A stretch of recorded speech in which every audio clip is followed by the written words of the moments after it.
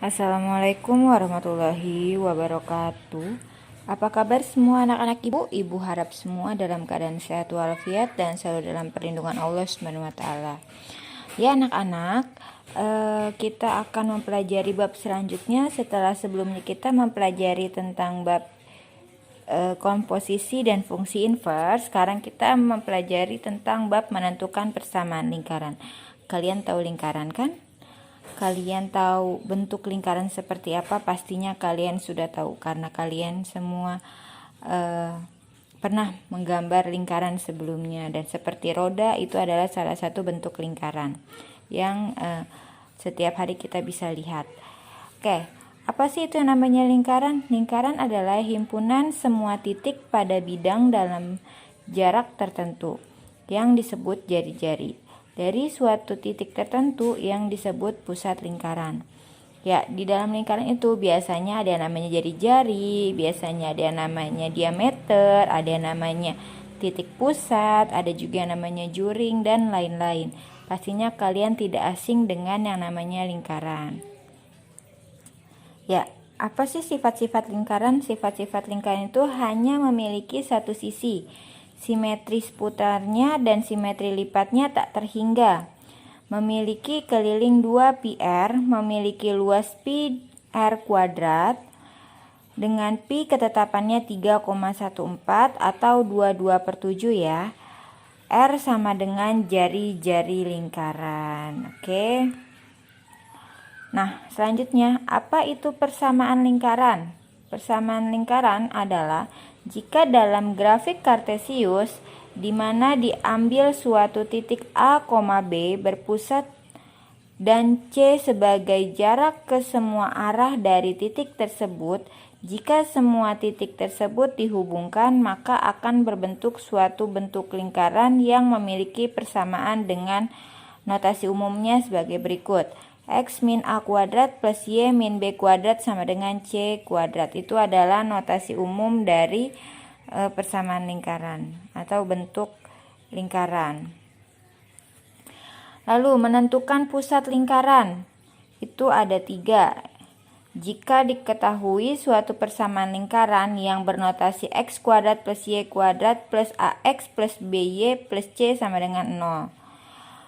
Maka pusat lingkaran tersebut bisa dicari dengan min A per 2, min B per 2. Dan jari-jari atau radius lingkaran tersebut bisa dicari dengan akar A kuadrat per 4 plus B kuadrat per 4 min C. Lalu kedudukan titik pada lingkaran. Suatu titik di bidang kartesius bisa ditentukan bagaimana kedudukan titik T, P, Q tersebut terhadap suatu persamaan lingkaran X min A kuadrat plus Y min B kuadrat sama dengan C kuadrat. Dengan cara mensubstitusikan titik T, P, Q ke dalam persamaan lingkaran dengan P sebagai X dan Q sebagai Y dengan syarat sebagai berikut. Yang pertama, untuk titik berada di dalam lingkaran. X min A kuadrat plus Y min B kuadrat lebih kecil R kuadrat. Ya, itu jika titiknya berada di dalam lingkaran.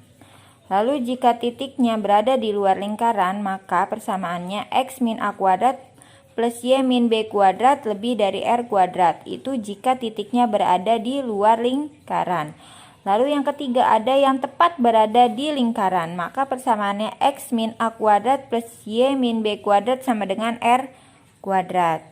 Oke, cara menentukan persamaan lingkaran. Jika ada sebuah lingkaran yang menyinggung satu persamaan linier dan di titik satu titik X1, Y1 sebagai pusat lingkaran, maka kita dapat menentukan persamaan dengan cara yang pertama, tentukan jari-jari lingkaran yang akan terbentuk dengan rumus titik terhadap garis D sama dengan jari-jari. D sama dengan mutlak AX plus BY plus C per akar A kuadrat plus B kuadrat. Lalu yang kedua, buat persamaan lingkaran C sama dengan jari-jari atau R.